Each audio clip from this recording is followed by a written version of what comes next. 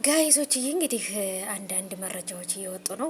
አብርሃም ወደ ሄርሜላ ሽማግሌ ምናምን ላከ።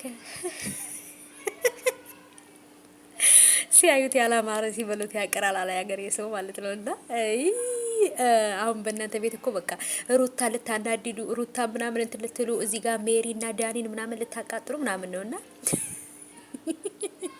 እናንተ አንድ ያልተረዳችሁት ነገር ምን እንደው ታውቃላችሁ? አብርሽ ማለት እኮ ሩታ ተጠቅማበት የጣለችው ነው። በቃ ሩታ የጣለችውን ነው ሄርሜላ ያነሳችሁ። ስለዚህ ምንድነው ታዲያ ሩታ በዚህ የምትናደደው? እንደውም ደስ ነው የሚላት። ለምን በቃ አትፈልገውም።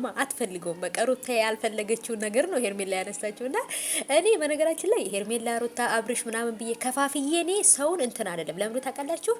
ሁሉም ስራ ነው እየሰሩ ያሉት። ከሌ መጥፎ ነው ከሌ ጥሩ ነው ማለት አልችልም። ግን እኔ በጣም ሄርሜላ የምነግራት ነገር ምንድን ነው አብርሃምን ብታገባውም ግን እንደ ሩታ እንዳይጫወትባት ራሷን ልጠብቅ ይገባል። በቃ እንደ ሩታ መሆን የለባትም። ልጅ ከወለደች ካረገዘች በኋላ አልፈልግሽም ብሎ ልክ ሩታን በእርግጫ እንዳላት እሷንም በእርግጫ ብሎ ሄዶ ሌላ ሴት ጋር ነው የሚወጣው። ምክንያቱም አብርሃም ሁልጊዜ አዳዲስ ነገር ይፈልጋል፣ አዳዲስ ነገር መቀያየር ይፈልጋል። ገባችሁ አይደል? ያው አንዳንዱ እቃ የቻይና ሲሆንበት ሌላ ደግሞ የአፍሪካን ሀገር ደግሞ እቃ ደግሞ ይፈልጋል። በቃ ይሄ የታወቀ ነው። ገባችሁ አይደል? ስለዚህ ሄርሜላ ማግባትሽን ብቻ ሳይሆን ቀጣይ ህይወትሽ እንደ ሩታ ወይንም ደግሞ ሩታን ትቷት እንደሄደው አንቺንም ትቶሽ እንደሄድ ተጠንቀቂ። ሩታዬ ጀግና ናት፣ አንቺ ግን እንደ ሩታ ጀግና አይደለሽም። ስለዚህ በጣም ደካማ እስከሆንሽ ድረስ እንደ ሩታ ጠንካራ መሆን ስለማትችይ በጣም ልትጠነቀቂ ይገባል።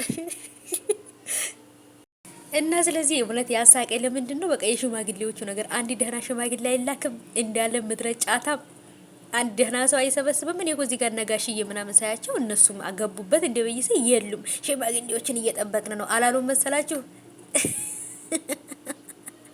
እንደው የእውነት የሽማግሌዎች ገብተው አይቻቸው በቃ ያ ቀን ነው የናፈቀኝ። ሲሪየስሊ ማለት ነው፣ ለመሳቅ ማለት ነው።